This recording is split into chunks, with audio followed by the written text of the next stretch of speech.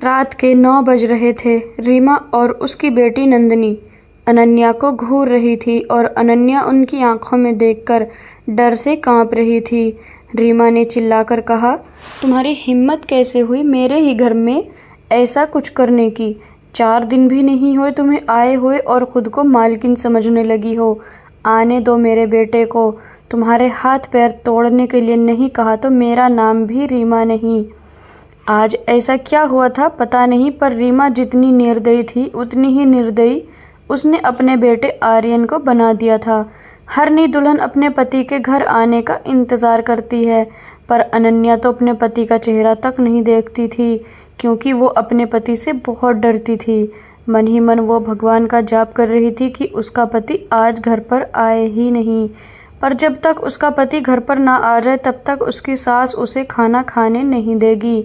उसकी निर्दयी सास ने तो रसोई घर को भी ताला लगा रखा था। ऐसा क्या हुआ था कि रीमा अनन्या को इस प्रकार दुख दे रही थी? और आर्यन का स्वभाव ऐसा क्यों था कि नई दुल्हन होकर भी वो अपने पति का इंतज़ार नहीं करती थी? अनन्या की शादी 5 महीने पहले हुई थी। अनन्या के माँ बाप नहीं थे। 12वीं की पढ़ाई होते ही उसके चाचा चाची ने उसकी शादी करवा दी। अनन्या की जिम्मेदारी से उसके चाचा चाची मुक्त हो गए। उसकी चाची ने उसकी शादी के बाद के त्यौहार भी नहीं मनाए। उसे 4 दिन के लिए मायके में त्यौहार मनाने के लिए भी नहीं बुलाया। उसकी शादी करके वे जिम्मेदारी से मुक्त हो गए थे। अनन्या के ससुराल में उसके साथ रीमा, उसकी सास, पति आर्यन और नंदिनी नंद थी, जिसकी सगाई हो चुकी थी और उसकी जल्दी ही शादी होने वाली थी। एक छोटा सा परिवार था। एक सुखी और शांतिपूर्ण गृहस्थी का सपना लेकर वो यहाँ आई थी। पर सपना तो सपना ही होता है, हर समय सपना सच होना मुमकिन नहीं होता। उसका भी सुखी गृहस्थी का सपना सपना ही रह गया। अनन्या की उम्र 18 साल की थी और आर्यन 30 साल का था। दोनों के बीच में 12 साल का अंतर था। सास रीमा ने अनन्या के लिए 10 नियम बनाए थे। सुबह 4 बजे उठकर पूरे घर की साफ सफाई करना, उसके बाद नहाकर भगवान की पूजा करना, फिर रसोई में जाकर जाना, हमेशा सर पर पल्लू रखना, सबसे पहले खाना ना खाना, मतलब सबके खाने के बाद ही अनन्या खा सकती थी। ऐसे और भी कितने नियम कायदे रीमा ने अनन्या के लिए बनाए थे। अनन्या को यह नियम पालन करने ही पड़ते थे, पर अभी उसकी उम्र ही क्या थी।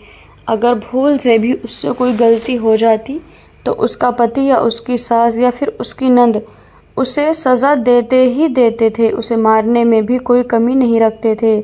उससे 5 साल बड़ी नंदिनी उस पर हाथ उठाने के लिए जरा भी नहीं सोचती थी। शादी को 10-12 दिन हुए थे। हर रोज़ आर्यन 8 बजे तक आ जाता था, पर उस दिन 10 बज गए थे तब भी आर्यन आया ही नहीं। अनन्या को बहुत ज़ोर की भूख लगी थी। उसने खुद के लिए थाली बनाई और रसोई में खाने के लिए बैठी। अभी पहला ही निवाला मुंह में डाल ही रही थी कि तभी उसकी सास ने उसे देख लिया। उसकी सास उस पर बहुत चिल्लाई। वो अनन्या से सहा नहीं गया। तभी अनन्या बोली, वो अभी तक नहीं आए, मुझे बहुत भूख लगी थी इसलिए खाने के लिए बैठी।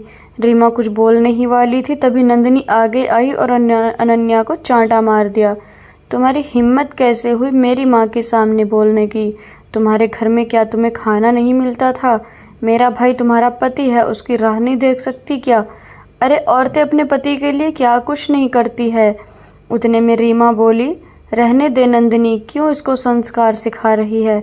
माँ बाप तो है रहे नहीं और चाचा चाची ने ऐसी लड़की हमारे पल्ले बांध दी। रहने दे, तू चल बाहर, मैं ही रसोई में ताला लगा देती हूँ। और उसे रसोई से बाहर धकेलकर ताला लगा दिया। अनन्या आंखों में आंसू लेकर बस देखती ही रह गई। 11:30 बजे आर्यन घर आया। तभी रीमा और नंदिनी ने मिर्च मसाला लगाकर अनन्या के खिलाफ आर्यन को भड़काया। वो तो माँ का भक्त था। इतना ही सुनकर उसने गुस्से में आकर अनन्या को थप्पड़ मारा। उसे उस दिन खाना भी नहीं मिला। अभी आज की ही बात ले लो। अनन्या रसोई घर में खाना बनाकर रीमा और नंदिनी को खाना दे रही थी। दोनों हॉल में टीवी देखते देखते खाना खा रही थी और इधर अनन्या एक एक गरम गरम रोटी उनको परोस रही थी। आज सुबह अनन्या को सिर्फ एक ही रोटी उसकी सास ने खाने को दी थी। अनन्या को बहुत ज़ोर की भूख लगी थी, पर आर्यन तो 10 बजे के पहले आने वाला नहीं था। पर अनन्या से भूख सहन नहीं हो रही थी। रीमा और नंदिनी के खाना खाने के बाद और घर को ताला लगाने से पहले अनन्या ने जल्दी से एक रोटी अपने पल्लू में बांध कर रख ली। जब माँ बेटी का खाना हो गया, उन्होंने अनन्या को बाहर निकालकर रसोई घर पर ताला लगा दिया और दोनों अपने रूम में आराम करने के लिए चली गई। अनन्या ने पल्लू में बांधी हुई रोटी निकाली और रोटी वैसे ही बिना सब्जी के खाने लगी। रोटी खाते खाते उसकी आंखों से आंसू बह रहे थे। उसका स्वाभिमान इस बात के लिए रजामंदी नहीं दे रहा था, लेकिन वो करे तो क्या, यह भी उसे समझ नहीं आ रहा था। ठीक उसी समय रीमा कोई काम के लिए उधर आई और उसने अनन्या को रोटी खाते हुए देख लिया। बस फिर क्या था, तमाशा चालू हो गया। उसी वजह से वो भगवान से प्रार्थना कर रही थी कि आज आर्यन घर पर आए ही ना। क्या पता आज वो क्या करेगा। शादी के बाद बिना उनकी इजाज़त के खाना खाया था, तब भी थप्पड़ मारा था, पर आज तो रोटी चुरा कर खा रही थी। थोड़ी देर बाद आर्यन घर पर आया। अनन्या का दिल ज़ोर ज़ोर से धड़कने लगा। डर के मारे वो पसीने से भीग गई। कुछ ही मिनट बाद अचानक से आर्यन की ज़ोर से आवाज़ आई, जल्दी बाहर आओ। अनन्या डरकर कांपते हुए बाहर आई। देखा तो रीमा अभी भी शेर की तरह उसकी तरफ देखकर गुर्रा रही थी। नंदिनी मन में मुस्कुराकर देख रही थी और आर्यन की आंखें खून से जैसे गुस्से से लाल हो गई थी। जैसे ही अनन्या आर्यन के सामने आई, उसने उसके बालों को पकड़कर जोर से धकेल दिया। अनन्या बहुत जोर से चिल्लाई, तेरी इतनी हिम्मत हुई कि तू अपने ही घर में चोरी करती है? रुक, तुझे तो मैं अभी दिखाता हूँ। बोलते बोलते आर्यन ने अपने कमर का बेल्ट निकाला और अनन्या को मारने लगा। अनन्या ज़ोर ज़ोर से रोते हुए, दर्द से चिल्लाते हुए उससे माफ़ी मांग रही थी, पर उसके पति को और घर में रहने वाली दोनों औरतों को उस पर ज़रा भी दया नहीं हो रहा था। तभी उसने आर्यन को धक्का दिया और घर के बाहर भागने लगी। अरे पकड़ो उसे, बाहर कहाँ चली? रीमा आर्यन से बोली। तभी आर्यन बोला, जाने दो माँ, भागकर कहाँ जाएगी? कहाँ उसे पालने के लिए उसके मायके वाले हैं जो उसे संभाल लेंगे। आएगी वापस घूम के यहीं पर। जाने दो उसे, पहले मुझे खाना परोसो, मुझे बहुत भूख लगी है।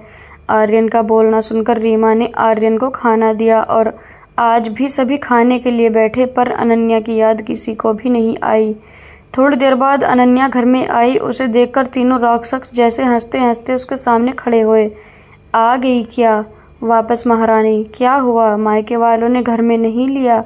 रीमा ने उसे ताना मारा। तभी आर्यन उसे बोला, जब तक तुम मेरे पैरों पर अपनी नाक नहीं रगड़ती तब तक मैं तुम्हें घर के अंदर आने नहीं दूंगा। मुझे धक्का देकर चली गई थी ना। तभी नंदिनी बोली, हाँ भैया, इतनी जल्दी से माफ़ मत करना, वरना कल को ये हमारे सर पर चढ़कर नाचे लगेगी। ऐसी लड़की का क्या भरोसा? अरे भरोसा तो अभी हमें तुम पर नहीं रहा। जो अपनी भाभी का सम्मान नहीं कर सकती, वो लड़की हमारे घर का क्या मान बढ़ाएगी? अचानक अनन्या के पीछे से नंदिनी के होने वाले ससुर जी की आवाज़ आई और वो अंदर आए। उन्हें देखते ही तीनों के चेहरे का रंग ही उड़ गया। अरे समधी जी, आप कब आए? रीमा साड़ी ठीक करके माथे पर पल्लू लेकर बोलने लगी। उस वक्त आया जी, जिस वक्त आपकी बहू रास्ते से डरकर इधर उधर भाग रही थी। अच्छा हुआ अभी ही तुम्हारा असली चेहरा हमें दिख गया। मैं आया नहीं होता तो हमारे घर की बर्बादी हो गई होती। अगर ऐसी बहू हमारे घर आई होती तो। नंदिनी के होने वाले ससुर उसकी तरफ हाथ दिखाकर बोले, नहीं नहीं, आपको कोई गलतफहमी हो गई है। पापा आप अंदर तो आइए, मैं आपको सब समझाती हूँ। नंदिनी ऐसे बोली तो उसके ससुर बोले, कौन से पापा? होगा किसका पापा? माफ़ करो हमें, अब आपके साथ हमें कोई रिश्ता नहीं करना, और जो आपको समझाना है ना वो बाहर खड़ी है, पुलिस को बताना। अचानक पीठ के पीछे से पुलिस अंदर आई। पुलिस को देखकर उन तीनों की बोलती ही बंद हो गई। क्या बोले कुछ समझ ही नहीं आ रहा था। तभी रीमा नरम आवाज़ से अनन्या से बोली, अरे बहू, छोटी सी बात पर कोई पुलिस को बुलाता है क्या? छोटी सी गलतफहमी हो गई है, और ऐसी छोटी बड़ी परीक्षा हर औरतों को शादी के बाद देनी ही पड़ती है, और यह तो तुम्हारा ससुराल है। ससुराल वालों का मान रखना तो तुम्हारा कर्तव्य है। बेटा माफ़ कीजिए सास जी, मुझे ऐसी परीक्षा देने का कोई शौक़ नहीं है। मैंने शादी थप्पड़ खाने के लिए नहीं की थी, और यह ऐसा कैसा ससुराल है जहाँ मुझे रोटी भी चुरा कर खानी पड़ती थी। आपने मुझे कमज़ोर समझा था क्या? मेरा मायका नहीं है, पर मैं कमज़ोर नहीं हूँ। अभी यही संस्कार अपने बच्चों को जेल में देना। अंत में पुलिस उन तीनों को बंद कर जेल के अंदर डाला। नंदिनी के ससुराल वालों ने शादी तोड़ दी और अनन्या को एक समाज सेवक संस्था ने आगे बढ़ने का मार्ग दिखाया। अनन्या संस्था के साथ में काम करके लोगों को घर में होने वाली घरेलू हिंसा के बारे में जागरूकता फैलाने लगी। उसने अभी सही मायने में ज़िंदगी की नई शुरुआत की। दोस्तों, उम्मीद करती हूँ आपको हमारी कहानी पसंद आई होगी। कहानी पसंद आई है तो वीडियो को लाइक करें और चैनल को सब्सक्राइब करें और हाँ, नोटिफिकेशन बेल को ज़रूर दबाएं ताकि अगली अपडेट सबसे पहले आपको मिले। धन्यवाद।